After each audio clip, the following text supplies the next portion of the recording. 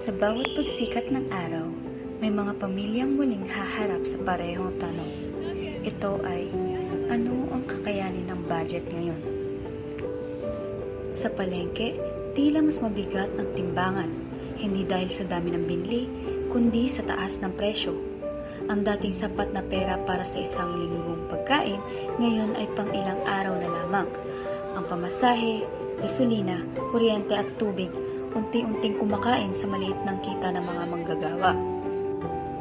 Para sa maraming pamilyang Pilipino, lalo na ang mga nasa mababa at gitnang antas ng kita, ang pagtaas ng presyo ay hindi lang numero sa resibo. Ito ay katumbas ng bawas na ulam sa pagkainan, bawas na sakay papasok sa trabaho, bawas na ilaw sa gabi. Habang tumataas ang halaga ng bilihin, lumiliit naman ang kanilang mga pagpipilian. Ngunit higit pa sa usaping pang-ekonomiya, may mas malalim na tanong na kailangang harapin. Makatwirang ba na ang mga pangunahing pangangailangan ay maging hindi naabot kaya? Kapag ang pagkain, kuryente at pamasahe ay nagiging pribilehiyo na lamang, usapin na ito ng katarungan. Sino ang dapat managot? Ano ang responsibilidad ng pamahalaan at ng mga negosyo sa gitna ng pagtaas ng presyo? At paano natin poprotektahan ang mga pinaka-apektado? Sa dokumentaryong ito, susuriin natin ang lingkod ng mga numerong patuloy na tumataas at ang mga kwentong unti-unting nababawasan ng pagdahil sa gali.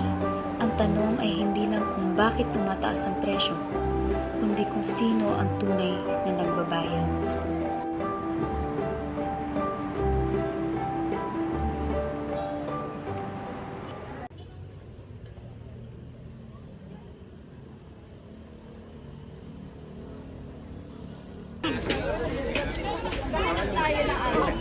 Maghahanap tayo ng pwede natin.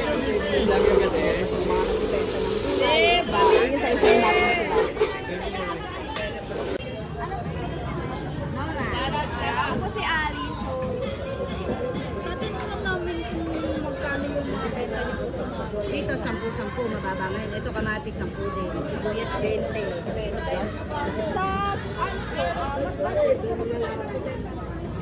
18 years. 18 years na. Sa mga nakaraang taon, like 5 years ago, magkano po yung mga benta niyo? Ito, pumapatak to dati ang puhunan nito, 800, 1,000. Ang 10 piso niya pumapatak na ano na, mga piraso. Nagtagmahal. Ngayon, tagmo na ngayon, anihan, sabay-sabay. Yan ang mungga. Labuyo. Dati 1,000 puhunan. Ngayon, magkano na lang. 200 na lang ang puhunan. Magkano po yung binili niyo? Dito, pagka ngayon, dati naman ang puhunan mo, 1,000. Ngayon, 1,000 lang. Ano po, tanong mo lang kung magkano i-compare natin yung presyo dati, gano'ng kalaki yung Malaki kasi. Dito mo, ang labuyo dati 1,000. O ngayon 200 na lang. Diba? Di kahit itambak mo na may 10 piso. Dati, ang 20 pesos, 5 piraso. Magkano ka na. Kaya may ano ngayon, pamigay halos. Ano sa inyo tayo? 10-10 lang yan tayo. Kamatis ito, 10 piso na. Sige, wala ka na ng 4 na piraso. Uy. Mga 7 na taon ako. So sa mga sa paninda niyo po, bali, medyo marami naman po bumibili. Wag matagad si Costales eh. Ano, sakto lang po ba kasi yung presyo ng tinda niyo po or masyado po silang namamahal?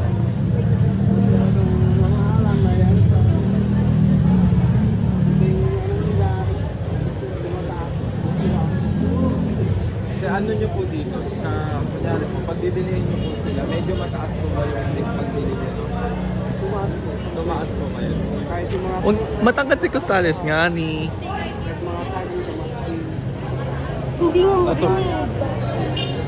sa mga tumaas po. Mga grades, 300 bakit? Bakit po sa tingin nyo ba't po tumaas yung mga presyo?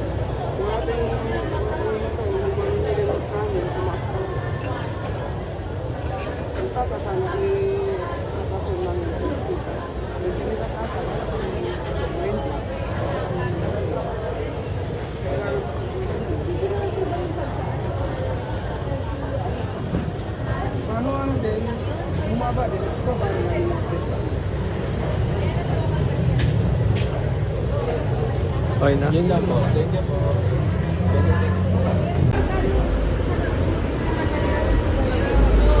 Bago lang. Half month. So, ano po? Ano po pangalan niyo pala? Gabi. Gabi. Kaya Gabi, sa tingin niyo po, tumaas na po yung mga presyo? Oo ma'am, lalo yung mga ingredients ng ice candy. Mahal na. Ano po flavor yung mga Chocolate, mango, sa Coco Panda.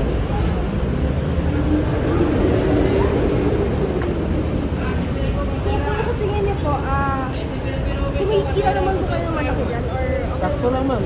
Sakto lang sa panggastos. Araw-araw. 200, okay na. ilan oras po kayo nagtitinda? Buong magapon. Okay naman na po yun. Nakapagod din, pero tsaga-tsaga lang. Ilan po kayo sa pamilya niyo? Anak ko lang, dalawa kami. Dalawa lang po kayo. Ayaw na po kasi Makapag-discuss lang sa pag-aaral. anong grade na po yung Kindle. Mas kung sa tingin niyo po, okay naman po yung gobyerno natin sa pagtitinda or sa mga price ng bigas. Ano po Hindi yung naman tayo pwedeng sumali dun eh. Gobyerno. Hindi na magagawa. So tayo lumalaban ng bata. Pero kung ano po yung masasabi niyo sa gobyerno sa pagtaas ng bigas? Hindi ko alam kung anong sasabihin mo. Basta, mahal na namang bilhin ngayon. Mahal na. Habang patuloy ang pagtaas ng presyo, patuloy din ang pag-igting ng sinturon ng mga pamilyang Pilipino. Sa bawat bariyang pinagkakasya, may katumbas na pangarap na ipinaglalaban. Sa bawat pangunahing pangangailangang hindi mabili, may dignidad na unti-unting nasusubok.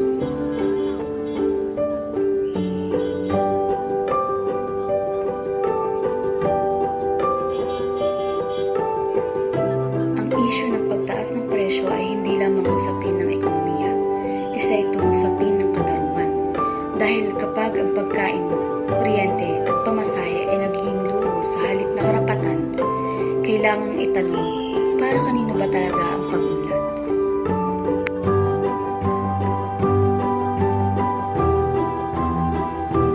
May responsibilidad ang pamahalaan na tiyaking may sapat na proteksyon ang mga mamamayan laban sa abuso at hindi makatarungang sistema. May pananagutan ang mga negosyo na isaalang-alang hindi lamang ang tubo, kundi ang kapakanan ng komunidad. At bilang lipunan,